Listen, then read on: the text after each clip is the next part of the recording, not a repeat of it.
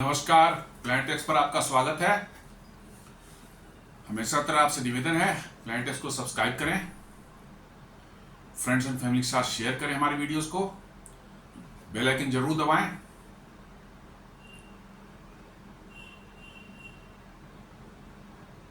दोस्तों, अभी कुछ जस्ट आज से ही 27 तारीख से ही जो है जो एडिशनल 25% टैरिफ जो है डोनाल्ड ट्रंप कहिए या अमेरिका कहिए, जो भी कहिए, उन्होंने लगाया है। और उसमें बहुत से जो एक्सपोर्ट्स भारत से होते थे 45-50 बिलियन डॉलर के जो होते थे, दरअसल 90 बिलियन डॉलर्स तक के हमने उनको एक्सपोर्ट किया था अमेरिका को लास्ट ईयर, पिछले फाइनेंशियल ईयर में जो है। इस साल और उसके बढ़ने की संभावना थी, लेकिन इस टैरिफ की वजह से उसमें करीब करीब आधे ले लिए। 45 to 50 बिलियन डॉलर्स के एक्सपोर्ट्स जो है बुरी तरह से प्रभावित होंगे। और उसमें अपना एक सेक्टर है सबसे बड़ा जिसको झटका लगेगा, वो है टेक्सटाइल। हालांकि 8-10 बिलियन डॉलर से ज्यादा इसका एक्सपोर्ट नहीं है, बट इसके साथ जो है एम्प्लॉयमेंट जो है बहुत बड़ी संख्या में लोग टेक्सटाइल सेक्टर्स में जो है गारमेंट मैन्युफैक्चरिंग में जो है लगे हुए हैं, बहुत बड़ी संख्या, मिलियंस में आते हैं ये। और इन पर बुरा असर पड़ने का मतलब है उतने लोगों की जो है जॉब्स जो है, या उनके उतने लोगों को पर जो है इसका असर पड़ना जरूरी है। लेकिन जैसा हम लोग बार बार बात कर रहे थे कि कैसे भारत ने उन रिस्क से, वो जो रिस्क है और जो समस्या आने वाली है, उससे बचने के लिए तैयारियां कर रखी थी इन लोगों ने। वही एक जो है, कल प्रधानमंत्री जी जो है अहमदाबाद में जो है, एक, जैसा मैंने बताया था कि अहमदाबाद के पास में एक छोटा सा गांव है, वहां पर मारुति सुजुकी की जो है एक ऑटोमोबाइल मैन्युफैक्चरिंग प्लांट है। और वहीं पर प्रधानमंत्री जी गए थे। मारुति सुजुकी की पहली इलेक्ट्रिक व्हीकल ई विटारा का लॉन्च हो रहा था। ये बहुत बड़ा ओकेजन था और काफी बड़ा सेटअप उन्होंने बनाया है इलेक्ट्रिक व्हीकल बनाने का जो है, और उसको 100 देशों में निर्यात करने का भी इनका कार्यक्रम है। और प्रधानमंत्री जी ने वहीं से कुछ जो हिंट्स दिए हैं, उसके बाद जो है क्या टेक्सटाइल सेक्टर को हेल्प करने के लिए कैसे अमेरिका के एक्सपोर्ट्स जो प्रभावित होने वाले हैं उनको कैसे डाइवर्सिफाई करना है, इस पर उन्होंने चर्चा की। उन्होंने कहा, prime minister Narendra Modi while addressing the, पहले तो कहा कि will find out despite pressures, we'll find way out despite pressure. PM stays firm ahead of 50% US tariff deadline. वहां पर भी उन्होंने एकदम बिल्कुल दृढ़ निश्चय के साथ कहा कि हम लोग रास्ते ढूंढ लेंगे। 50% टैरिफ की बात उन्होंने की, बोला कि हम लोग रास्ते ढूंढ लेंगे, कैसे हमें इससे बचना है और कैसे अपने आप को आगे बढ़ाना है, इसके रास्ते हम ढूंढ लेंगे। ये प्रधानमंत्री के वर्ड्स हैं कल जो उन्होंने अहमदाबाद में कहा। Prime minister Narendra Modi while addressing the public in Ahmedabad said that India will stand firm no matter how much pressure comes. This was in response to the US tariff of 50% which is effective tomorrow. मतलब उन्होंने साफ कहा कि भारत बिल्कुल दृढ़ता से साथ खड़ा रहेगा अपने फार्मर्स, अपने डेयरीज उत्पादकों से के लिए, अपने फिशरमैन्स के लिए और अपने एमएसएमई में काम करने वाले लोगों के लिए जो है दृढ़ता के साथ खड़ा रहेगा और उनके इंटरेस्ट को प्रोटेक्ट करेगा। ये उन्होंने साफ साफ कहा है।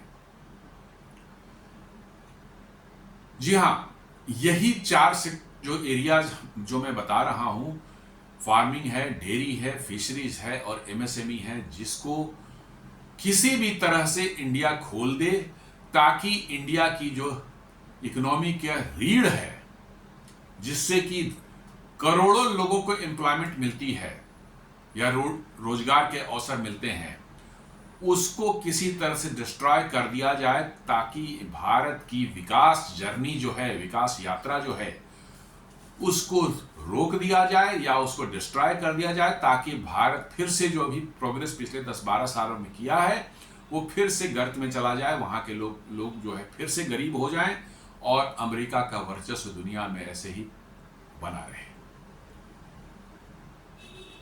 मैं बार बार हमेशा कर रहा हूं, पिछले वीडियो में मैंने कहा कैसे अमेरिकन ऑयल कंपनियों को वो रशिया में जगह दिलाने के लिए, रशिया के एनर्जी सेक्टर में घुसाने के लिए और भारत और चाइना को वहां से बाहर करने के लिए किस तरह का षड्यंत्र वो कर रहे हैं। अलास्का में जो मीट हुई थी पुतिन और उसकी जो है वो पीस के लिए मीट हुई थी, लेकिन साइड में अलग कमरे में बैठ के पुतिन से जो है ट्रंप जो है बात कर रहे थे कि अमेरिकन कंपनी एक्सॉन मोबिल और शेवरॉन वगैरह जो है, इनको कैसे अमेरिका के रशिया के ऑयल मार्केट में जो है आप घुसने दें, उनको वहां पर उनकी कंपनियां जो वहां चला रही हैं उसमें जो उनको उनका स्टेक होल्डर बनने दें, ताकि उन पर कब्जा कर सकें और एनर्जी सेक्टर पर जो है पूरी तरह से उनका डोमिनेंस हो। कितने बड़े ये सब मकार हैं, आप समझ सकते हैं इससे कि एम कुछ और है, बोल कुछ और रहे। रशिया के ऑयल खरीदने से यूक्रेन में की वार को फंडिंग होती है और उसी रशिया के साथ जो है उसी सेक्टर में, एनर्जी सेक्टर में, ऑयल एंड गैस में जो है डोनाल्ड ट्रंप चाहते हैं कि उनकी कंपनियां एक्सॉन या शेवरॉन वगैरह जो है वहां पर घुसे और वहां की प्लेयर बने। लेकिन अमेरिका है कि उसको शर्म आती ही नहीं। जी हां, अमेरिका को शर्म नहीं आती है।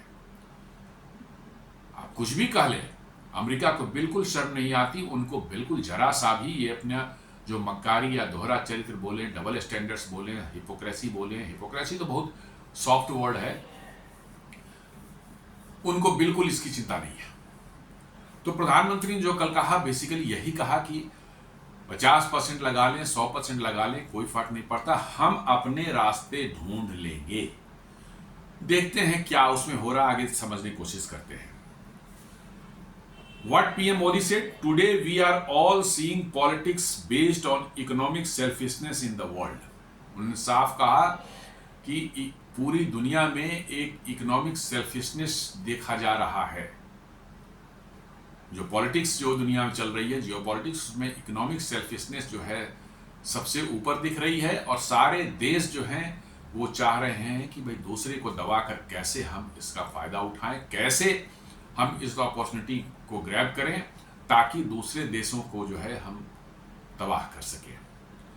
उन्होंने कहा India will stand firm against such protectionist measures and will prioritize the interest of its citizens. उन्होंने कहा कि इन सब जो प्रोटेक्शनिस्ट मेजर्स जो ले रहे हैं अलग अलग देश, भारत इनके सामने बिल्कुल दृढ़ता के साथ खड़ा रहेगा और अपने सिटीजन्स की इंटरेस्ट को प्रायोरिटाइज करेगा। जी हाँ, यदि अमेरिका, यूरोप या अन्य देश जो हैं उनके लिए अपने उनके सिटीजन्स का इंटरेस्ट जो है उनके लिए टॉप प्रायोरिटी पर है, तो भारत का इंटरेस्ट भी, सिटीजन्स के इंटरेस्ट भी भारत सरकार के लिए सबसे ऊंची प्रायोरिटी पर है।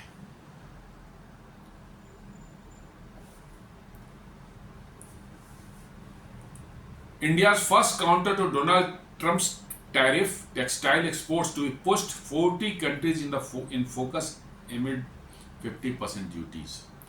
जी हाँ, जो मैं कह रहा था कि भारत ने 40 वैसे देशों को आइडेंटिफाई कर लिया है जहां पर भारत के टेक्सटाइल जो है, रेडीमेड गारमेंट और टेक्सटाइल के प्रोडक्ट्स जो होते हैं, उनको उनके एक्सपोर्ट्स को बढ़ावा देने के लिए या उनके एक्सपोर्ट्स को प्रमोट करने के लिए काम बड़ी तेजी से किया जा रहा है। 40 देश, और ये 40 देश हैं जिनकी इकोनॉमी अच्छी इकोनॉमी है, बहुत से उसमें डेवलप्ड नेशन भी हैं और जो नहीं भी डेवलप्ड के नाम हैं तो वहाँ की इकोनॉमी जो है काफ़ी अच्छी है और वहाँ पर लोगों का consumption level, per capita income भी बढ़िया है और साथ साथ जो है कंजम्पशन का लेवल भी जो है बहुत ही अच्छा है। क्योंकि अमेरिका हमारे एक्सपोर्ट्स ज़्यादा क्यों जा रहे थे, इसलिए कि वहाँ के लोगों का पर कैपिटा इनकम बहुत ज़्यादा है करीब करीब $70,000 पर एनम आ जाता है।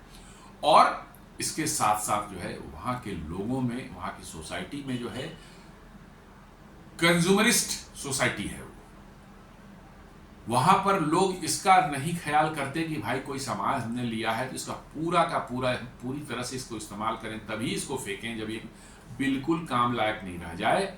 वहाँ थोड़ी सी खराबी उस प्रोडक्ट में आई, भारत में हम उसको रिपेयर कर लेते हैं, फिर उसको चलाते हैं, वर्षों तक चलता है। वहाँ पर थोड़ी सी भी उस प्रोडक्ट में समस्या आई तो उसको सीधे फेंक करके जो है नया खरीदा जाता है। इसका कारण मैंने बता रखा है पहले, क्योंकि अमेरिका में आपको रिपेयर कराना कोई चीज़ जो है it is as good as, उतना ही खर्च आपको आएगा जितना कि, या थोड़ा बहुत कम आए उससे, जिसमें कि आप एक नया प्रोडक्ट, वही प्रोडक्ट नया खरीद सके। और यही चीज़ जो है, साइकोलॉजी जो है अमेरिका की जो है, ये ड्राइव करता है वहाँ की कंजम्पशन को जो है। और नेचुरली है, जहाँ कंजम्पशन ज़्यादा है वहीं पर आप आसानी से एक्सपोर्ट कर सकते हैं। जहां कंजम्पशन ही नहीं है ज्यादा, वहां पर एक्सपोर्ट नहीं हो सकता। भारत के मार्केट के बारे में क्यों डोनाल्ड ट्रंप इतना जो है उनकी लार टपक रही है? इसलिए कि भारत की इकोनॉमी भी कंजम्पशन ड्रिवन है, बहुत ह्यूज कंजम्पशन होता है। यहाँ पर 140 करोड़ लोग हैं। हम लोग ठीक है, कोई चीज़ खराब हो जाए तो उसको हम लोग जो है तुरंत फेंक नहीं देते, उसको रिपेयर करवाते हैं, फिर इस्तेमाल करते हैं। लेकिन हमारी पॉपुलेशन जो अमेरिका के मुकाबले 4 गुना से ज़्यादा है। जी हाँ, 4 गुना से ज़्यादा। और हम दुनिया के सबसे पॉपुलस, सबसे बड़ी जनसंख्या वाले देश हो गए, चाइना को पीछे छोड़कर। 1.4 बिलियन मतलब 140 करोड़ लोग हैं। वहाँ पर इस देश में जो है किसी भी तरह का प्रोडक्ट बना कर खिलाएं, उसको बेचना बहुत मुश्किल काम नहीं है। उसी तरह से अमेरिका में भी जो है इतनी ज़्यादा कंजम्पशन होती है वहाँ पर कि वहाँ पर आप कोई एक्सपोर्ट करते हैं, सामान वहाँ ले जाते हैं, उसका बिकना बहुत मुश्किल काम नहीं है, बिक जाता है। इसलिए जो है हमारे एक्सपोर्टर्स भी नॉर्मली उन देशों में ज़्यादा दिलचस्पी लेते हैं जहाँ उनके सामान आसानी से बिक जाते हैं, बहुत ज़्यादा मेहनत करने की जरूरत नहीं पड़ती है। तो वही कहा जा रहा है यहाँ कि हमने 40 वैसे देशों को जो है ढूंढ लिया है, अमेरिका के को छोड़ करके जो है, जहाँ पर हम अपने टेक्सटाइल प्रोडक्ट्स, ये सिर्फ टेक्सटाइल की बात हो रही है, टेक्सटाइल का जो हमारा प्रोडक्ट्स है, रेडीमेड गारमेंट्स हैं, कारपेट्स हैं, और भी इस तरह की बहुत सी चीज़ें हैं जो कि टेक्सटाइल में आती हैं, वो सब जो है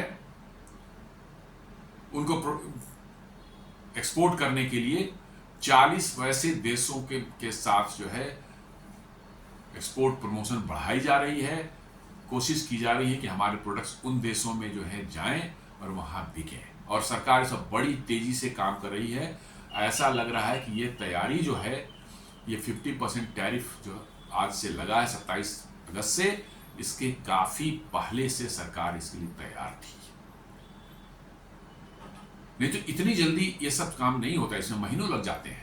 लेकिन मुझे लगता है कि सरकार ने एडवांस में तैयारी कर रखी थी, और इसी का नतीजा है कि अब इवन मैं बता रहा हूँ आगे कि कैसे हमारे कुछ एक्सपोर्ट्स जो जाते थे अमेरिका, वो डाइवर्ट होने शुरू भी हो गए हैं। जी हाँ, डाइवर्ट होने शुरू हो गए।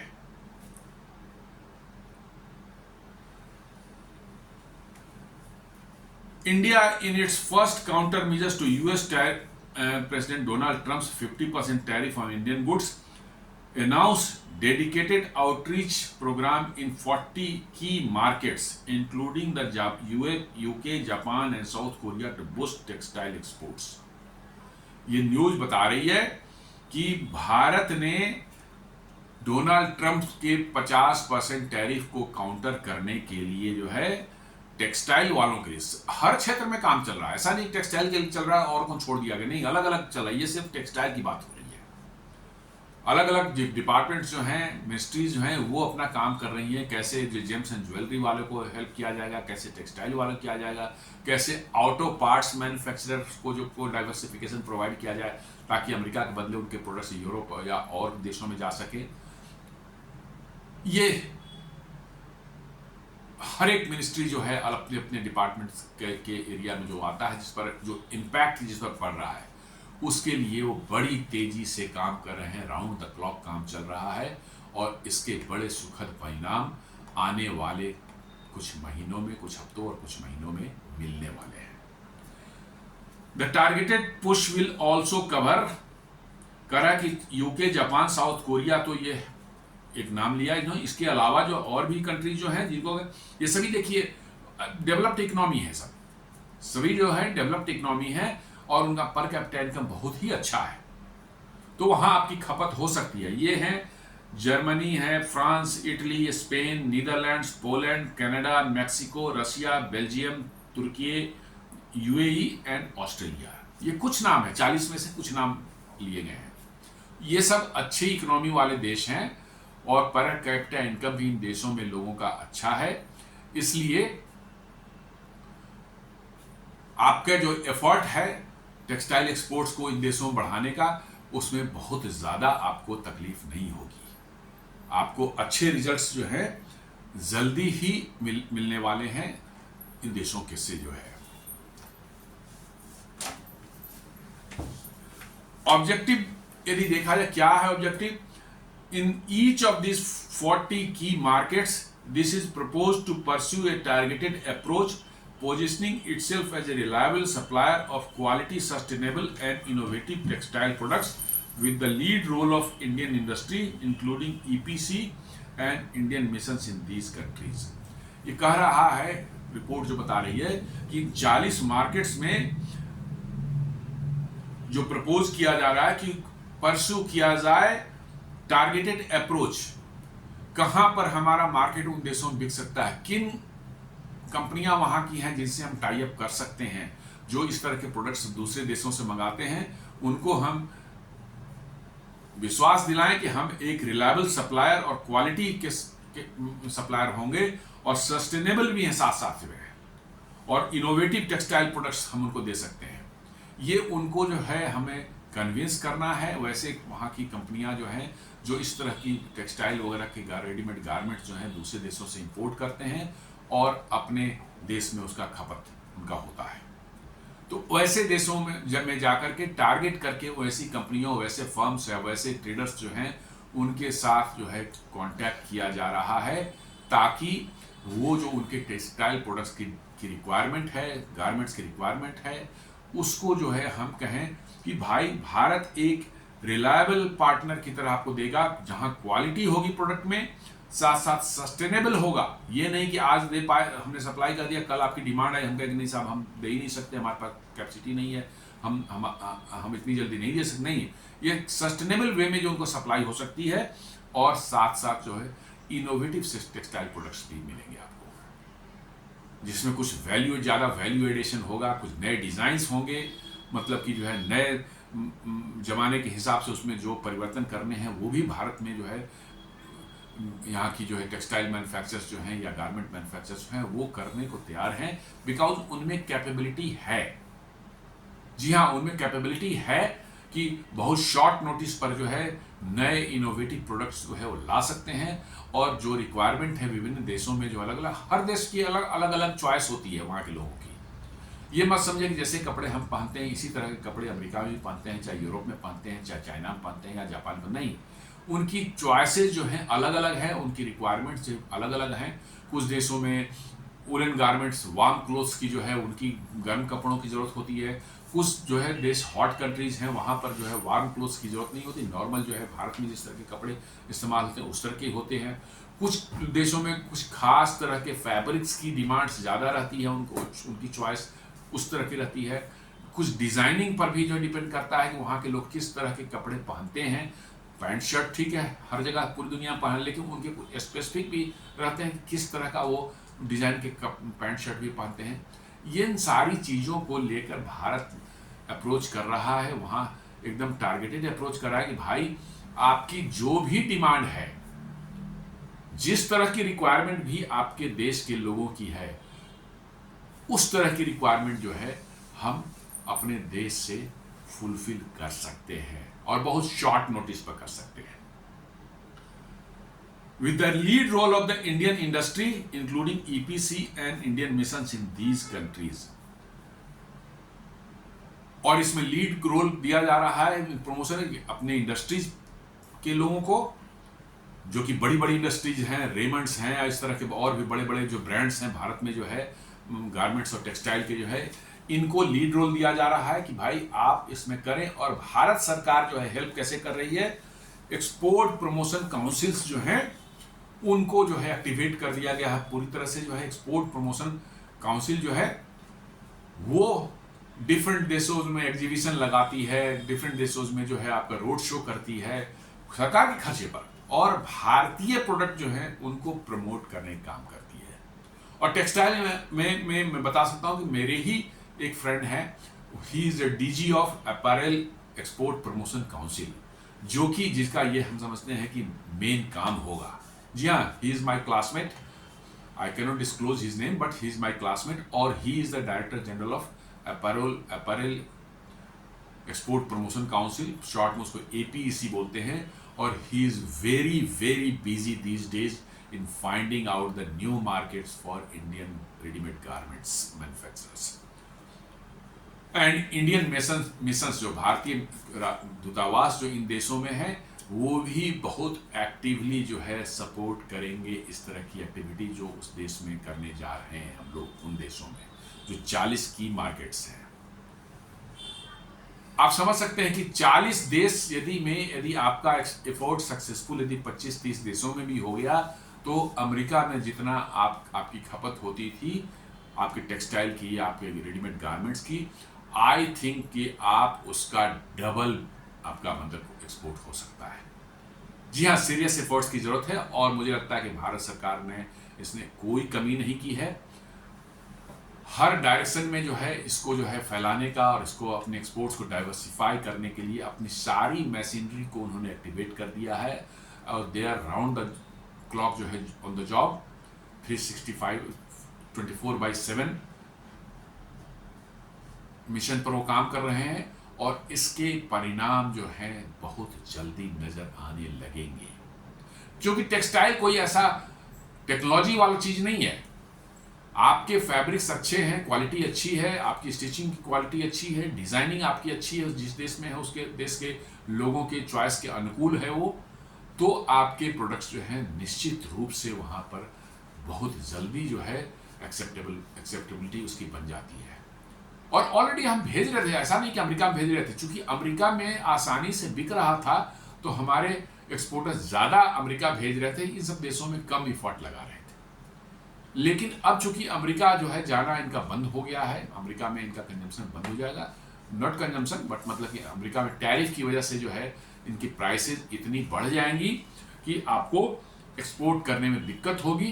तो कहा यह जा रहा है हमारे मैन्युफैक्चरर्स की कि अमेरिका को मारो गोली, भाड़ में जाए अमेरिका, आपके लिए दूसरे दरवाजे हम लोग खोलने की कोशिश कर रहे हैं, आइए हाथ मिलाइए हमारे साथ और इन दूसरे देशों में जो है हम निर्यात करने का शुरुआत करते हैं। ये बहुत बड़ा मतलब कि जो है छोटा मोटा मिशन नहीं है, बहुत बड़ा मिशन है और यदि इसमें सक्सेसफुल हो गए तो अमेरिका को इतना बड़ा सेटबैक लगेगा, इतनी बड़ी उसके तब चपत लगेगी अमेरिका के चेहरे पर जिसका अंदाजा लगाना मुश्किल है। अमेरिका समझता है कि सारी दुनिया बस उसके बदौलत जिंदा है, अमेरिका में नहीं एक्सपोर्ट होगा तो जैसे वो देश बर्बाद हो जाएगा, चौपट हो जाएगा और उसके देश के लोग भूखे मरेंगे। ये अमेरिका की साइकोलॉजी है। वो समझते हैं कि सारी दुनिया को जिंदा हम रख रहे हैं, सारी दुनिया को हम खिला रहे हैं, इसलिए सारी दुनिया हमारे पैरों में चरणों में लोटे रहे। लेकिन जैसा मैं बार बार कह रहा हूं, समय बिल्कुल बदल चुका है। अब जमाना वो आज से 30-40 साल पहले, 50 साल पहले वाला नहीं है। अब देश विभिन्न अलग देशों ने की भी इकोनॉमी भी काफी ग्रो की है पिछले 10-20-30 सालों में जो है, और वो इस लेवल पर आ गए हैं कि विदाउट अमेरिका के भी वो सस्टेन कर सकते हैं। जी हाँ, 60s में आपको पता ही होगा कैसे भारत के पास जो है मतलब खाने के लिए गेहूं और चावल भी नहीं थे। ऐसा नहीं था कि हमारी जमीन उपजाऊ नहीं थी, हमारी जमीन उस समय उपजाऊ, लेकिन जिस तरह से ब्रिटिशर्स यहाँ छोड़ के गए और जो व्यवस्था उन्होंने बनाई और जो ब्रिटिशर्स के आने के बाद जो हमारी सरकारें थी उस समय, उन्होंने नहीं काम किया प्रॉपरली जो है एग्रीकल्चर को जो है आगे बढ़ाने के लिए नहीं काम किया। बिल्कुल ये सही है, और इसलिए 60s में जो फेमीन आया 63 64 वगैरह के आसपास में, कि भारत के लोगों का जीना मुश्किल हो गया, खाना 2 टाइम के भोजन नहीं मिल रहा था। अमेरिका के पास जाते थे गेहूं मांगने के लिए, वो सड़े गेहूं जो है, जो जानवर को खिलाते थे, वो गेहूं भी भारत को देने के लिए 4 बातें सुनाते थे और कहते थे कि भैया तुमको नहीं देंगे, तुम ये हमारी बात नहीं सुन रहे हो, रशियन कैंप में तुम घुसे हुए हो, रसिया के साथ नजदीकी है, तुमको नहीं। बहुत तरह के नखड़े के बाद भी वो नहीं मिलता था। उसके बाद देखिए किसी सरकार ने, वो लाल बहादुर शास्त्री थे उस समय, उन्होंने प्रण लिया कि नहीं, हम एक टाइम खाना नहीं खाएंगे, लेकिन हम खाद्य के मामले में स्वावलंबी तो बनेंगे, आत्मनिर्भर बनेंगे। और देख लीजिए उन्होंने ग्रीन रिवॉल्यूशन उसी समय से स्टार्ट हुआ था। जय जवान जय किसान का नारा जो है आज भी देश में गूंजता है। बाद में उसमें वाजपेयी जी ने जय विज्ञान भी जोड़ दिया था, लेकिन उस समय जय जवान जय किसान ही था।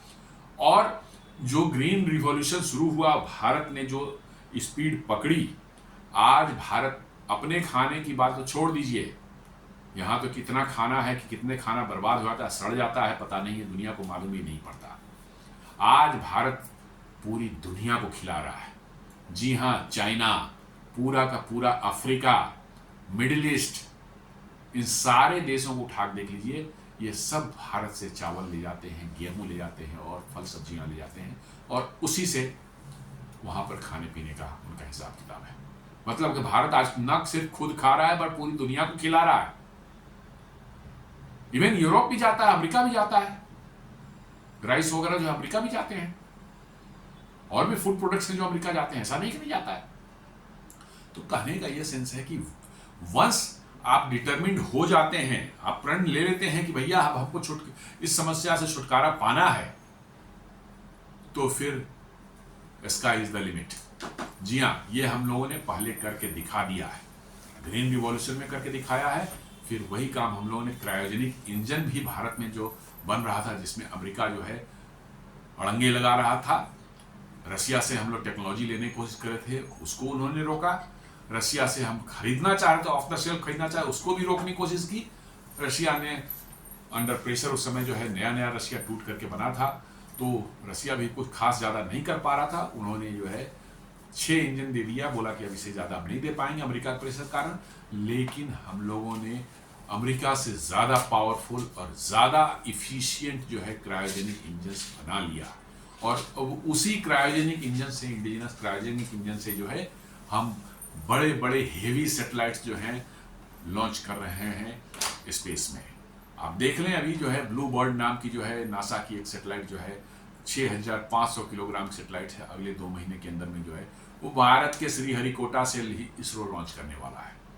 तो यही मैंने कहा कि डिटर्मिनेशन जो है यदि हम कर लें, आ जाए हमें कि हमें इस समस्या से छुटकारा पाना है, तो कोई दिक्कत नहीं है, आप इमीडिएटली जो है उस रास्ते पर चल पड़ेंगे और आप छुटकारा पाएंगे। आप यदि टैरिफ्स को देख लें तो सबसे ज्यादा मार पड़ी है टैरिफ्स की जो है, आप अलग अलग तो देखेंगे तो ये हमारे रेडीमेड गारमेंट्स जो हैं उनको बुरी तरह से टारगेट किया गया है। जी हाँ, उनको बहुत बुरी तरह से टारगेट किया गया है। और हमारी एक कमजोरी यहाँ पर यह है कि इस इंडस्ट्री में जो है, रेडीमेड गारमेंट इंडस्ट्री में लाखों लोग, कह सकते हैं मिलियंस हैं, 10-20 लाख लोग काम कर रहे हैं, अलग अलग जगहों पर, सूरत में है, तिरुपुर में है, पानीपत में है, ऐसे ही क्लस्टर्स हैं कई जगह जहां बड़े तादाद में लोग जो है रेडीमेड गारमेंट्स के मैन्युफैक्चरिंग में लगे हुए हैं, लाखों में है, थोड़े बहुत नहीं, लाखों में है। हमारी सबसे चिंता यहीं पर है कि कैसे इन लाखों लोग, 10-20 लाख लोग जो इस इंडस्ट्री में काम कर रहे हैं, कैसे उनके माने रोजी रोटी जो उनका है, उनके जॉब्स जो हैं, उनको कैसे प्रोटेक्ट किया जाए। क्योंकि इनका बहुत ज़्यादा हिस्सा जो है, ऑफ कोर्स भारत के अंदर कंजम्पशन है ही, लेकिन उनकी बहुत ज़्यादा हिस्सा जो है, उन्होंने जो अपना बनाया था, कैपेसिटी बनाया था, उसमें एक्सपोर्ट करने के लिए भी उन्होंने कैपेसिटी बनाया। भारत के अंदर जितना कंजम्पशन है वो तो फुलफिल करते ही करते हैं, उसमें कोई दिक्कत नहीं है, लेकिन एक्सपोर्ट करने के लिए बहुत ज़्यादा कैपेसिटी उन्होंने, एक्स्ट्रा कैपेसिटी बना रखी थी और उसके लिए लोगों को एम्प्लॉयमेंट दे रखी थी। अब समस्या है कि सडनली जो आपका 10-12 बिलियन डॉलर का एक्सपोर्ट यदि यूएस को हैम्पर होता है टेक्सटाइल इंडस्ट्री से, तो निश्चित रूप से टेक्सटाइल सेक्टर में जो है हमारे लोगों के नौकरियों पर जो असर पड़ेगा। और भारत सरकार इसको अच्छे से समझ रही है, अच्छे से जान रही है, इसलिए भारत सरकार ने फुल फ्लेजेड, एकदम बिल्कुल बहुत माने एकदम त्वरित गति से कह सकते हैं, इस पर एडवांस में एक्शन ले रखा था। और जैसे ही टैरिफ लागू हुई उसके एक दिन पहले ही डिसाइड कर लिया गया कि कहां कहां हम क्या क्या शुरू करने जा रहे हैं और इससे जो है हमारे टेक्सटाइल सेक्टर को कैसे हम प्रमोट करेंगे, इसकी पूरी व्यवस्था जो है सरकार ने कर रखी है। और आई एम 100% श्योर दैट हमारी सरकार इसमें सफल होगी और हमारे टेक्सटाइल एक्सपोर्टर्स जो हैं, मैन्युफैक्चरर्स जो हैं, उनको किसी तरह का या उसमें काम करने वाले जो हमारे उद्यमी वर्कर्स हैं, उनमें किसी तरह का भी जो है उनको जो है हार्म नहीं होने दिया जाएगा। आज देखेंगे अभी भारत जो है करीब करीब 220 देशों को जो है एक्सपोर्ट करता है। Not only exports but textile but other चीजें भी एक्सपोर्ट करता है करीब 2 से 20 देशों। बट इसमें से जो है बट ऑफिशियल से 40 सेलेक्ट मार्केट्स, जैसे मैंने बताया कि UK, Japan, South Korea, Germany, France and Australia hold the key to diversification. चूंकि आप देखें तो यूके है, जापान है, साउथ कोरिया है, जर्मनी है, फ्रांस है, ऑस्ट्रेलिया है, ये सब कंपैरेटिवली ठीक ठाक साइज के कंट्री हैं और इनकी पर कैपिटा इनकम भी बड़ी अच्छी है। और वहाँ पर जो है हमारे एक्सपोर्ट्स के जो है तुरंत जगह बनाने के लिए बड़ा माने अच्छा पोटेंशियल है। जी हाँ, बड़ी अच्छी संभावना कह सकते हैं कि वहाँ पर है कि थोड़ी एफर्ट लगाया जाए तो बहुत कोई दिक्कत नहीं, क्योंकि उनको क्या है भाई, आप रिजनेबल प्राइस में इनको प्रोडक्ट दे रहे हैं जिसकी क्वालिटी बहुत अच्छी है और साथ साथ आप ये भी कह रहे हैं कि भाई आपको जब भी कोई इनोवेशन की इसमें प्रोडक्ट में चाहिए हम तुरंत करने को तैयार हैं और साथ साथ जो है ये सस्टेनेबल है, जब भी आपको ज़रूरत पड़ेगी हम आपको क्विकली वो प्रोडक्ट प्रोवाइड कर सकते हैं, वो आपको दे सकते हैं। ये नहीं कि साहब हमारे पास आज कैपेसिटी नहीं है, 2 महीने बाद देंगे, बिना डिले किए दे सकते हैं। ये आपने इतना कन्विंस कर दिया और प्राइस जो है आपकी रिजनेबल रही, बस उसके बाद जो है आपका मार्केट वहाँ एस्टैब्लिश हो सकता है। और भारतीय टेक्सटाइल की जहाँ तक बात है उसकी क्वालिटी में आज तक दुनिया ने किसी तरह का जो है क्वेश्चन नहीं किया है। जब इतने दिनों से अमेरिका में जबकि इतने नखरे रहते हैं अमेरिका के, किसी सामान को इंपोर्ट करने के पहले अरे इस टेक्सटाइल है तो उसमें क्या फैब्रिक इस्तेमाल हुआ है, उसमें कौन सा केमिकल इसको डाइंग में इस्तेमाल किया गया, वो हार्मफुल है हेल्थ के लिए कि नहीं है, स्किन पर क्या इफेक्ट पड़ेगा, 50 तरह के उनके रेगुलेशंस हैं और सर्टिफिकेशंस लेने पड़ते हैं उनसे, तभी जाके आप एक्सपोर्ट कर पाते हैं। तो जब अमेरिका जैसे टफ मार्केट में हम इतना 10-12 बिलियन डॉलर का सामान बेच रहे थे, इसका मतलब है कि क्वालिटी, गुणवत्ता की जो बात है उसमें कोई कमी नहीं है।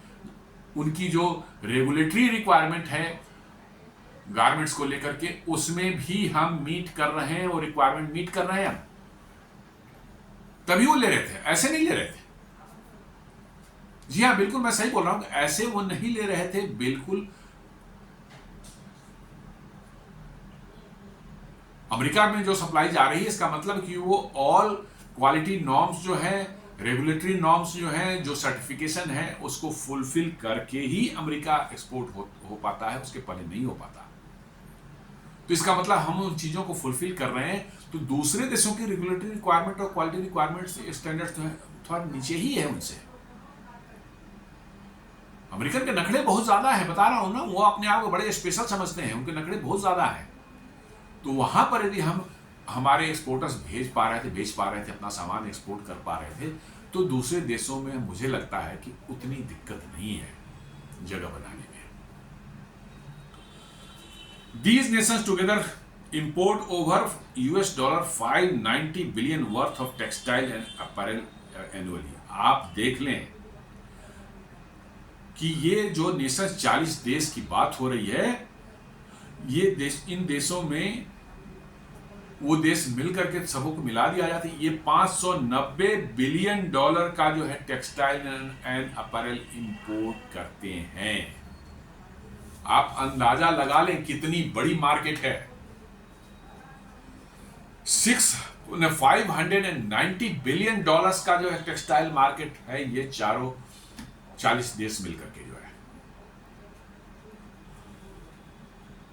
Offering vast opportunities for India to enhance its market share. जी हाँ, इन देशों में आपने पैठ बना ली अच्छे से तो आपको इतना बड़ा मार्केट मिल जाएगा कि यूएस का तो नाम भी भूल जाएंगे आप कि यूएस में भी हमको जाके कुछ बिजनेस करना है। रहे भी यूएस अपनी जगह पर नखड़े दिखाते रहे, हमें जरूरत ही नहीं पड़ेगी। 590 बिलियन डॉलर का इंपोर्ट करते हो टेक्सटाइल एंड गारमेंट्स, ये 40 देश मिल करके, which currently stands at only about 5 to 6% the official said। हमारा जो मार्केट शेयर है इन देशों में जो है 590 बिलियन डॉलर का जो है सिर्फ 5 से 6% का है। जी हाँ, इसलिए कि हमारा जो है यूएस में हमारे लोगों को बस कहा ना कि अमेरिका के साथ एक अजीब तरह का उनका मतलब कि जो है वो हो जाता है, अमेरिका आ गया, हाय हाय अमेरिका जो है भैया इतना बढ़िया देश है, जो लाइफ जिंदगी है अमेरिका में ही है, दुनिया में और कहीं लाइफ नहीं है, सिर्फ अमेरिका में ही लाइफ है। और हमारे देश जो कभी अमेरिका नहीं गए वो भी अमेरिका के गुण गाते नहीं थकते। और बहुत से वैसे भी लोग हैं जिनको अमेरिका से जो है इनडायरेक्टली कहीं न कहीं से उनको कुछ न कुछ लाभ होता है। जी हाँ, हमारे देश में बहुत से वैसे एनजीओज हैं जिनको अमेरिका से फंडिंग मिलती है, किस लिए? भारत में गड़बड़ियां फैलाने के लिए। आपके यहाँ सीए के अगेंस्ट प्रोटेस्ट हुआ था शाहीन बाग, आपके यहाँ फार्मर प्रोटेस्ट 1 और 2, 2 बार फार्मर प्रोटेस्ट हुए। और भी जितनी गड़बड़ियां, मणिपुर में जो आपका देख रहे हैं, देखा आपने पिछले साल में कितनी ज्यादा मतलब वहां पर मारकाट मचाई गई। आपको क्या लगता है कि अपने आप हो जाता है? इनको करने के लिए बहुत पैसे चाहिए होते हैं और उसमें जो है एक बहुत बड़ा रोल निभाते हैं हमारे यहाँ के ये मक्कार जो हैं एनजीओस। और इनको पैसे कहाँ से मिलते हैं? अमेरिका के यूएस एड से, नेशनल एंडोमेंट ऑफ डेमोक्रेसी से। वो डेमोक्रेसी के नाम पर, किसी के नाम पर पैसे भेज देंगे इनको आ जाते हैं, वो पैसे भी साइफन ऑफ हो जाते हैं, अलग अलग लोगों को मिलते हैं। तो ऐसे बड़ी तादाद में लोग हैं जो कि अमेरिका से भारत के अंदर में अव्यवस्था, गड़बड़ियां, क्याओस फैलाने के लिए जो है पैसे उनको मिलते हैं। और वैसे लोगों से आप मिलेंगे तो बाप रे बाप, अमेरिका का गुणगान करते हो नहीं थकते। जी हाँ, अमेरिका के चरणों में लौटने को तैयार हैं। उनके सामने तो लगता है कि अमेरिका ना रहे तो दुनिया ना रहे। ऐसी बहुत बड़ी तादाद है ऐसे लोगों की, छोटे मोटे नहीं है। आप देख लें फार्मर प्रोटेस्ट को, आप उठा के देख लें कैसे हुआ था ये, और कैसे कैसे लोग जो हैं उसको सपोर्ट किए थे।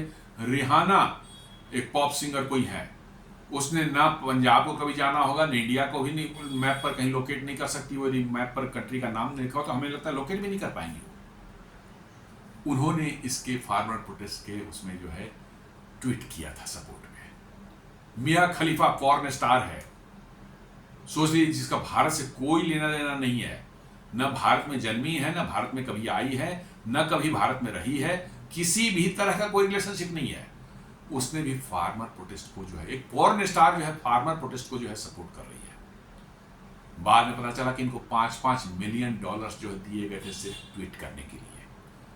तो आप समझ सकते हैं कि जड़ें कहां तक माने गहरी हैं और किस कदर गहरी हैं, आप अंदाजा लगा सकते हैं। तो भारत में भी ऐसे लोग हैं जो कि भारत के विरोध में बातें फैलाने के लिए, भारत को की इमेज खराब करने के लिए, भारत में लोगों को भारत के खिलाफ भड़काने के लिए भी जो है वहां से अमेरिका से पैसे आते हैं। और इन लोगों से आप बात करेंगे तो लगेगा कि भैया अमेरिका जो है सो अमेरिका ही है। भाई आप देख लें, $590 बिलियन के एक्सपोर्ट 40 जो देश सेलेक्ट किए गए हैं, ये $590 बिलियन के जो टेक्सटाइल इंपोर्ट कर रहे हैं। अमेरिका कितना करता होगा? $40-50 बिलियन टेक्सटाइल की में बात कर रहा हूं। 40-50 से ज्यादा क्या होगा? बहुत होगा तो $100 बिलियन होगा। भारत उसमें 8-10 बिलियन एक्सपोर्ट करता था। लेकिन इन 40 देशों ग्रुपिंग को देख लीजिए, $590 बिलियन। मैं भी अवेयर नहीं था, मैं रिपोर्ट देखा हूं तो मुझे समझ आ रहा है कि इन 40 देशों की कैपेसिटी देख लीजिए एब्जॉर्ब करने की। $590 बिलियन का सिर्फ textile and garments every year consume हो रहा है। तो यू कैन इमेजिन कि आपके पास क्या मार्केट है, और आपने सही कार्ड खेला, सही ढंग से आप उस डायरेक्शन में बढ़े, तो अमेरिका तो छोड़िए, 10 अमेरिका के बराबर आप एक्सपोर्ट कर पाएंगे। जी हां, यह सच्चाई है। मैं बार बार कहता हूं कि हमारे लोगों को एफर्ट लगाने की और मेहनत करने की जो है कोशिश हम लोग करते ही नहीं है। हमको इजी जहां मार्केट मिल जाता है, आसानी से जो मिल गया बस वहीं बेचना शुरू करते हैं, और हम समझते हैं कि अब हमारा इसी से काम धंधा चलेगा और ऐसे ही मेरी जिंदगी चलेगी, आराम से, हमें मेहनत करने की जरूरत क्या है, रेडीमेड मार्केट है, गया वहां बेच दिया, आराम से बिक रहा है। लेकिन रिस्क क्या है उसके क्या परिणाम फ्यूचर में आ सकते हैं, खराब परिणाम कैसे आ सकते हैं, या हम कैसे बीच में फंस सकते हैं, इसका उनको बिल्कुल अंदाजा नहीं होता। और वही अभी हुआ है कि इस $590 बिलियन के मार्केट को छोड़ करके जो है हमारे एक्सपोर्टर्स जो हैं वो अमेरिका की तरफ जो है भाग रहे थे और अमेरिका को एक्सपोर्ट कर रहे थे। ये $590 बिलियन का मार्केट में हमारा शेयर क्या है, 5 to 6%, सिर्फ 5 to 6% हमारा है। तो मेरा ये कहना है कि आपको डाइवर्सिफाई करना है और अमेरिका की जो है से मोहब्बत जो है उसको छोड़नी पड़ेगी भारतीयों को। इवन H1B वीजा वगैरह पे जो गए, जो ट्रंप अब उन पर जो है ये कर रहा है, गाज गिराने वाला है, कह रहा है कि मैं सारे वीजाज को जो है रिव्यू करूंगा, और उसमें जो है करीब 55 मिलियन वीजाज हैं पर लोग हैं अमेरिका में, जो है करीब 5.5 करोड़, उसमें 52 लाख करीब 5 मिलियन के लगभग में भारतीय हैं। और अब सबकी जो है पाल्पिटेशन बढ़ी हुई है, दिल की धड़कन बढ़ी हुई, पता नहीं क्या होगा। और उस रिव्यू में आपने एक छोटी सी गलती भी कहीं कर दी, आपने कहीं कार ड्राइव करते हुए जेब्रा क्रॉसिंग को पर थोड़ी सी आपकी टायर चली गई कार की और आपको पेनल्टी फाइन मैंने आपका चालान हुआ है, आप डिपोर्ट हो जाएंगे। आपने वहां किसी से बहस कर ली और ये रिकॉर्ड हो गया, आप अमेरिका से डिपोर्ट हो जाएंगे। आपने अपने टैक्स फिलिंग जो किया है, टैक्स फाइल जो किया है, उसमें थोड़ी सी भी इंफॉर्मेशन, माइनर कुछ मिस्टेक कहीं निकल गया, आपको वहां से पकड़ के डिपोर्ट कर दिया जाएगा। आप जो पिछले साल जो वहां पर जो यूनिवर्सिटीज में जो है प्रोटेस्ट जो हो रहे थे, गाजा वाजा को लेकर के जो है इजराइल के अगेंस्ट में जो प्रोटेस्ट चल रहा था, पूरा 10-12 यूनिवर्सिटीज में जो वहां पूरा गंद मचा हुआ था 1 महीने तक, जो है जिसमें कैंप में टेंट लगा लगा के यूनिवर्सिटी को उन लोगों ने एकदम बिल्कुल बना दिया था, जंग का मैदान बना दिया था, खाड़ा बना रखा था।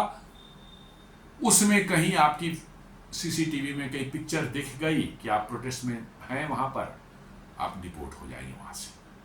और एक बार डिपोर्ट हो गए, दोबारा जिंदगी में अमेरिका में आप घुस नहीं सकते, इंटर नहीं कर सकते अमेरिका में। तो हमारे लोगों को वो रिस्क को पता नहीं, आसानी से हमको अमेरिका दिख रहा है, बड़ा मौज मस्ती हमारे लोग कर रहे हैं, हमारे फ्रेंड गए, हमारे रिलेशन में वाले गए, वो बड़े अमेरिका मौज मस्ती कर रहे हैं, चलो हम भी अमेरिका चलते। भाई क्या रिस्क है उसको जानो। अमेरिका जैसा अपॉर्चुनिस्ट कंट्री दुनिया में कोई नहीं है। किस दिन उसका जो है तुम दिलचस्पी आप देख लें, अमेरिका कैसे इंडियंस को वहां पर डिस्कार्ड किया जा रहा है। सारी वहां की टेक जो कंपनियां हैं उनको अमेरिका ने, इंडियंस ने बढ़ाया और चाइनीज ने बढ़ाया। जी हाँ, आज आप देख लें जितनी टेक कंपनियां हैं उनके हेड सीईओ क्यों है मैंने इंडियंस हैं। इट इज ओनली बिकॉज कि उनका चेहरा कोई बहुत खूबसूरत नहीं है, ओनली बिकॉज कि they are hard working and very high talent, जो कि अमेरिकन में नहीं है। और इसके कारण वो लैडर में ऊपर चढ़ते चले गए और सीईओ बन के बैठे हुए हैं। 10, 12, 20 कंपनियां आप उठा लीजिए, उसमें से आपको कम से कम आधी कंपनियों के जो है हेड जो है सीईओ वो भारतीय मिलेंगे। लेकिन अब अमेरिका को लग रहा है कि भैया, अमेरिकन को लग रहा है कि ये भारतीय जो है H1B वीजा पर आकर के हमारी नौकरी खा जाते हैं। यही चल रहा है अमेरिका में। वो साफ एकदम प्लेकार्ड लेकर के जो प्रोटेस्ट कर रहे हैं कि इंडियंस जो है H1B वीजा वाले जो है हमारी नौकरियां खा रहे हैं, इसलिए वापस जाओ। और अब अमेरिका में मागा क्राउड जो है, make America great again Trump वाला क्राउड जो है पूरी तरह से पिल पड़ा है भारतीयों के पीछे। और आपका पूरा रिव्यू होगा। आपने सोशल मीडिया पर कहीं पर एक लिख दिया है, एक लाइन लिख दिया अमेरिका के अगेंस्ट में, आउट, आप बाहर। आप ट्रंप सर किसी अमेरिकन सरकार के अगेंस्ट बोल दिया, आप आउट। अमेरिकन पॉलिसी के अगेंस्ट में कहीं लिख दिया एक लाइन जो है, आप वहां से आउट, बाहर। अब वो सारे लोग रो रहे हैं कि अब क्या हो गया, उनकी सांसें फूली हुई कि ये क्या हो गया। अरे भाई क्या हो गया, जिंदगी खत्म हो जाएगी क्या? भारत में तुम्हें नौकरी नहीं मिलती, आपको नौकरी नहीं मिलती? बिल्कुल मिलती है। उनको है कि एक बार भारत से बाहर चले गए तो अब भारत हर जगह क्रिटिसाइज, भारत बहुत गंदा है, बहुत भीड़ भाड़ रहती है वहां पर साहब, बड़ी क्लाइमेट बहुत भारत खराब है, इतनी पॉल्यूशन है भारत में जो है कह नहीं सकते। आपको हर जगह गंदगी दिखती है, गरीबी दिखती है। ये यही वो कहते हैं और जस्टिफिकेशन देते हैं कि क्यों अमेरिका आए हैं, जबकि जस्टिफिकेशन वो नहीं है। जस्टिफिकेशन है उनको ऐश मौज करना है, प्लस सोसाइटी में, अपने फ्रेंड्स में, अपने फैमिलीज में, सब में ये अपने आप को अलग दिखाना है कि भैया तू इंडिया में रहता है, मैं तो अमेरिका में रहता हूं। ये साइकोलॉजी है, ह्यूमन साइकोलॉजी है, हम लोग भी करते हैं। हमारे यहाँ के भी बच्चे जो है छोटे किसी शहर से उठ करके चले गए, बॉम्बे चले गए, बेंगलोर चले गए, वहां पर तो उनमें भी थोड़ा एटीट्यूड आ जाता है कि हम तो बेंगलोर में रहते हैं साहब, तो अलग है, डिफरेंट है। तो यहाँ तो बहुत ही अमेरिका में रह रहे हैं साहब, हम तो बिल्कुल ही डिफरेंट है, हमारा तो कोई कंपेरिजन नहीं है। तो ये साइकोलॉजी जो है, अब यही साइकोलॉजी जो है उनको जो है परेशान कर रहा है कि अब यदि अमेरिका से हमारा ये हो गया, डिपोर्टेशन हो गया, तो हम करेंगे क्या? तो ये बहुत तरह की समस्याएं, लोग समझते नहीं। आसानी से आपको मिल जाता है अमेरिका, आप चले जाते हैं, लेकिन बट नो, उसे खतरे आप नहीं। वही चीज हमारे एक्सपोर्टर्स जो हैं उनको भी देखने की जरूरत है कि अमेरिका पर इतनी ओवर डिपेंडेंस रखना जो है कितना ठीक है। और कंट्रीज कर रहे हैं अमेरिका पर, हम प्राइमरीली जो है अमेरिका पर नहीं कर रहे हैं। हम 50 कंट्रियों कर रहे हैं, उसमें एक अमेरिका भी है, उसको भी 2-4 बिलियन का कर रहे हैं, अदर को भी हम 2-4 बिलियन का एक्सपोर्ट कर रहे हैं। आपको कोई रिस्क नहीं होगा, 1-2 कंट्री उसमें जो है होंगे, रेस्ट जो है आपको कभी भी आपका बिजनेस जो है आपका एक्सपोर्ट रिस्क में नहीं आएगा। वही कहा, recognizing this the government is planning dedicated outreach program in each of this 40 countries. ये सारे कंट्रीज में जो है डेडिकेटेड जो है आउटरीच प्रोग्राम गवर्नमेंट चलाने शुरू कर चुकी है, और इसके जो है परिणाम भी आपको आने वाले कुछ महीनों में, कुछ हफ्तों में, कुछ महीनों में दिखने शुरू हो जाएंगे। बहुत, मैंने कहा कि ये टेक्नोलॉजी इसमें कुछ खास नहीं है, टेक्सटाइल या गारमेंट्स में इसमें कोई ऐसा नहीं है कि साहब उनकी स्पेसिफिकेशन कुछ अलग है कोई मशीन के लिए और हम वैसा मशीन नहीं बना पा रहे हैं, चाहे बना भी रहे हैं तो उनके स्पेसिफिकेशन से मैच नहीं कर रहा है। It is nothing like that. ये गारमेंट्स हैं, सिर्फ उनके चॉइस, कलर्स, कैसा प्रिंट होना चाहिए, कैसा उसका फैब्रिक होना चाहिए, कैसी उसकी स्टिचिंग होनी चाहिए, कैसा डिजाइन होना चाहिए, ये इन सब बातों का ख्याल करके जो है आप नए इनोवेटिव प्रोडक्ट्स निकाल सकते हैं और उन देशों में बड़े आराम से जो है अपनी जगह बना सकते हैं। और वही भारत सरकार करने की कोशिश कर रही है, जिसमें उन्होंने इंडस्ट्री वालों को भी कहा है कि आप लीड रोल लें, साथ में अपने एक्सपोर्ट प्रमोशन काउंसिल जो है उसको जो है उन्होंने एक्टिवेट किया है कि भाई इसको जो है पूरी तरह से पूरी दुनिया में फैलाने का की ज़रूरत है, आप इस पर जो है पूरा वो करें। साथ साथ जो है उन सभी देशों में, 40 देशों में जो है जहाँ पर हमारे एम्बेसीज हैं, उनको भी रीएक्टिवेट कर दिया गया है कि आप वहाँ सेमिनार्स हैं, आपको मतलब कि जो है रोड शोज़ हैं या कोई ऐसे एग्जीबिशंस हैं, इस तरह के आप करें, सरकारी खर्चे पर होगा, और हमारे लोग जो है वहाँ जाके अपने प्रोडक्ट्स डिस्प्ले करेंगे, हमारी इंडस्ट्री के लोग डिस्प्ले करेंगे और लोगों को बताएंगे कि भाई क्या भारत में बनता है, भारत के क्या प्रोडक्ट्स हैं, क्या क्वालिटी है हमारी, और हम वहाँ पर नए ग्राहक ढूंढने की कोशिश करेंगे। Role of EPC and FTAs हम देख लेते हैं। The export promotion council will play a central role in India's diversification push. जी हाँ, एक्सपोर्ट प्रमोशन काउंसिल बने ही हुए इसलिए है कि भारतीय प्रोडक्ट्स को कैसे दूसरे देशों में एट्रैक्टिव बनाया जाए, कैसे दूसरे देशों से जो है ऐसी डील की जाए कि हमारे प्रोडक्ट्स को प्रेफर करें, प्लस अपने प्रोडक्ट्स के बारे में उनको, जब तक हमारे प्रोडक्ट्स के बारे में जब जानकारी नहीं होगी उनको, तो कैसे हमारे पे अट्रैक्ट होंगे। तो हमें जाना है, उनके घर जाना है, उनके देश में जाना है, आपको जो है एग्जीबिशंस करने हैं, आपको सेमिनार्स करने हैं, आपको रोड शोज करने हैं, और एक्सपोर्ट प्रमोशन काउंसिल वहाँ के जो ट्रेडर्स हैं, बड़े बड़े इंपोर्टर्स हैं, बड़े बड़े जो है रिटेलर्स हैं, उनसे जो है आप कैसे संपर्क साधते हैं और कैसे उनको कन्विंस करते हैं कि भारत से आपको प्रोडक्ट क्यों लेना चाहिए, इसके लिए आप कन्विंस करते हैं। यही एक्सपोर्ट प्रमोशन काउंसिल का काम है।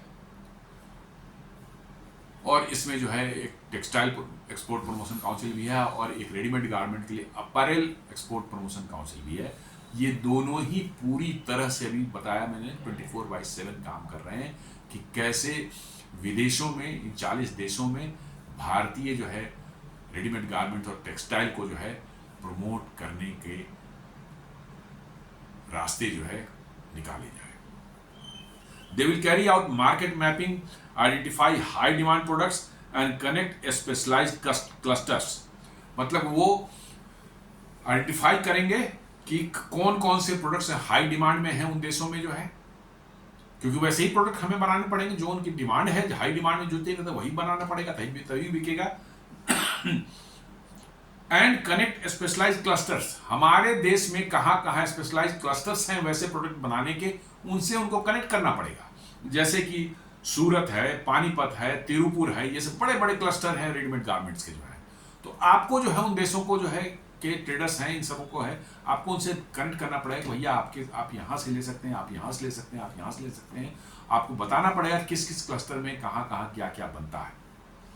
कहीं पर उनको समर क्लोथ्स चाहिए होगा, कहीं पर कुछ देशों में विंटर क्लोथ्स जो है, वार्म क्लोथ्स की ज़्यादा डिमांड होती है। तो कहाँ बनता है आप लिंक करेंगे कि भाई उस देश के लिए इस क्लस्टर में जो है व्यवस्था है और वहाँ से वो ले सकते हैं। आप उनको कन्विंस करेंगे कि आप विजिट कीजिए, चाहे हमारे लोग अपने प्रोडक्ट्स लेके वहाँ विजिट कर सकते हैं, उनको कन्विंस कर सकते हैं कि भाई देखिए हमारे प्रोडक्ट्स की क्वालिटी क्या है और कैसे हम आपके नीड्स को मीट कर सकते हैं, आपकी ज़रूरतों को हम पूरा कर सकते हैं। जो आपकी ज़रूरतें हैं, क्वालिटी रिक्वायरमेंट्स जो आपकी हैं, रेगुलेटरी रिक्वायरमेंट्स जो आपकी हैं, उनको पूरी तरह सर्टिफिकेशन की जो रिक्वायरमेंट्स हैं वो हम आपको अच्छे से मीट कर सकते हैं और दे सकते हैं। To opportunities in the top 40 countries, जी हाँ, ये टॉप 40 कंट्रीज को भी टारगेट किया जा रहा है और सही है अप्रोच है कि भाई जो बड़े कंट्रीज जहाँ आपको लगता है कि आपको कंजम्पशन पैटर्न जो है बेहतर है, छोटे कंट्रीज के बनिस्बत जो है जहाँ की इकोनॉमी उतनी अच्छी नहीं है, तो निश्चित रूप से आप इन 40 कंट्रीज में जो है ज़्यादा अपने प्रोडक्ट जो है बेच पाएंगे और जो अमेरिका से लॉसेज आपको होंगे 10-12 बिलियन डॉलर का, उसको ईजिली आप मेकअप कर पाएंगे।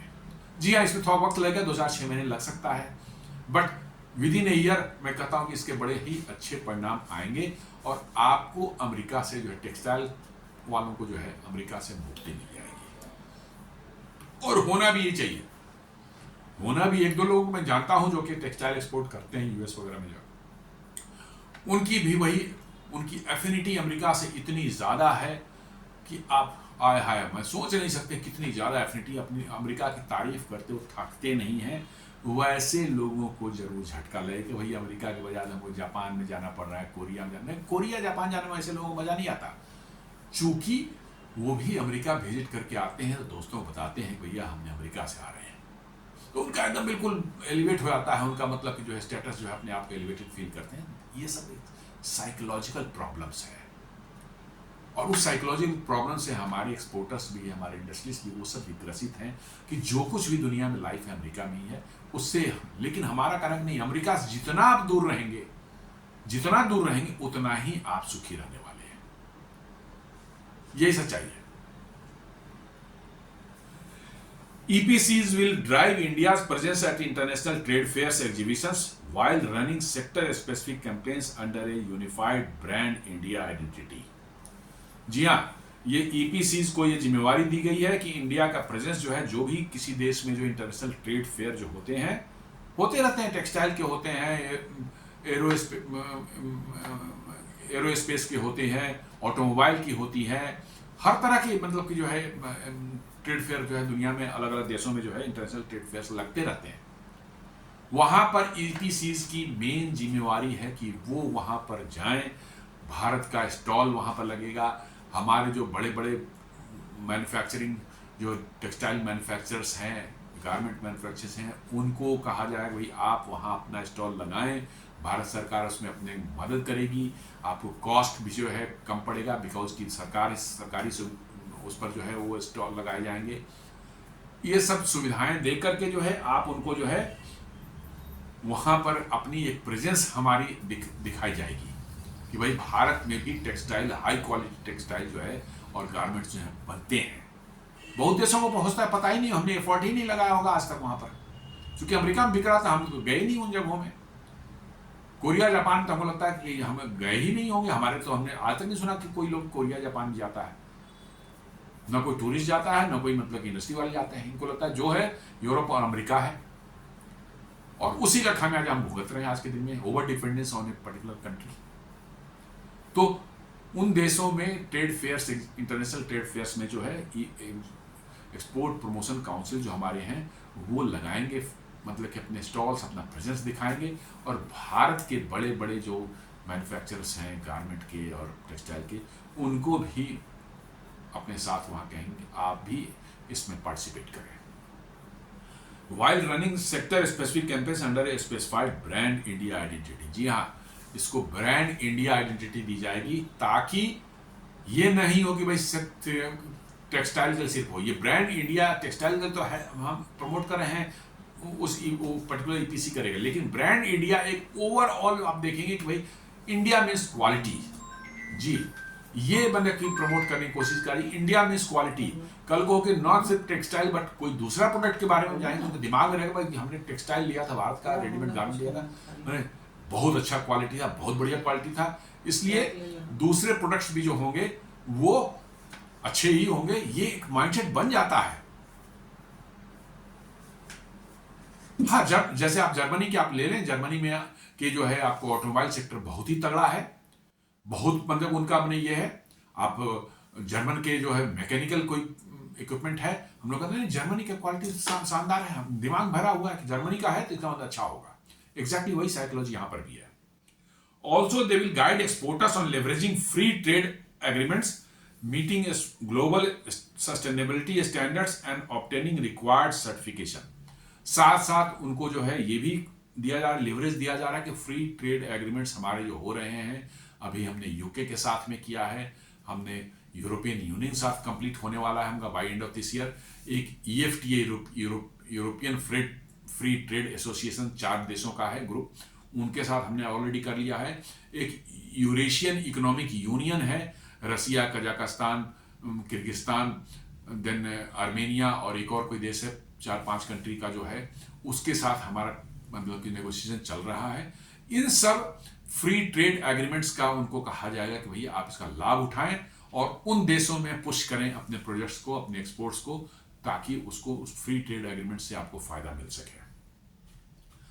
और साथ साथ जो है उनको global sustainability standards and obtaining required certification जो है उसमें ये मदद करेंगे ईपीसीज, उनको सर्टिफिकेशन को चाहिए होगा, उसको ऑब्टेन करने के लिए उस पर्टिकुलर देश में जो है वो एफर्ट लगाएगी अपनी एम्बेसी के थ्रू, अपने स्टाफ के थ्रू, अपने लोगों के थ्रू, ताकि उनको सर्टिफिकेशन मिल सके, ताकि उनका सामान वहां जा सके। और जो उनके क्वालिटी स्टैंडर्ड्स हैं उनको मीट करने के लिए जो भी जरूरत होगी वो हेल्प करेंगे।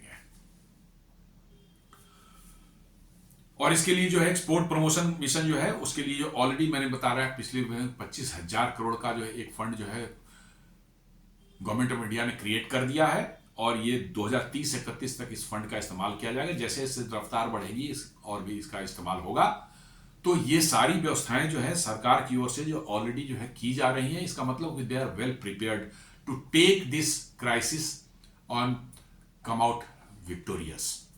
तो आप देखेंगे साथ साथ जो आरबीआई को भी शायद कोशिश कर रही है कि रूपी को थोड़ा और डिवैल्यू होता है तो ठीक है, एफर्ट नहीं लगाना है उसे रोकने का, थोड़ा डिवैल्यू हो जाता है तो आपको इससे कुछ फायदा ही मिलेगा, बिकॉज आपके एक्सपोर्ट्स बढ़ सकते हैं। ये भी एक ऑप्शन है, हालांकि उस पर आरबीआई कितना आगे बढ़ेगी वो एक बात की बात है।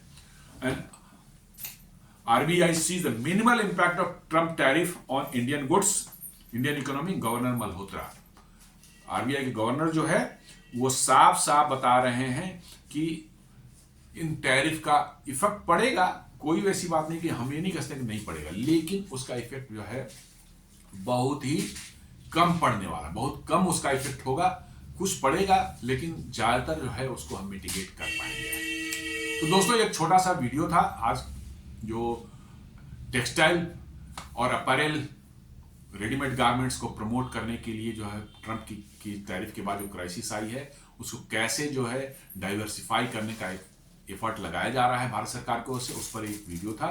उम्मीद करता हूं कि आपको ये पसंद आया होगा, आप इसे लाइक करें अपने फ्रेंड्स एंड फैमिली के साथ शेयर करें, हमारे चैनल को सब्सक्राइब करें और बेल आइकन दबाना बिल्कुल नहीं भूलें। धन्यवाद।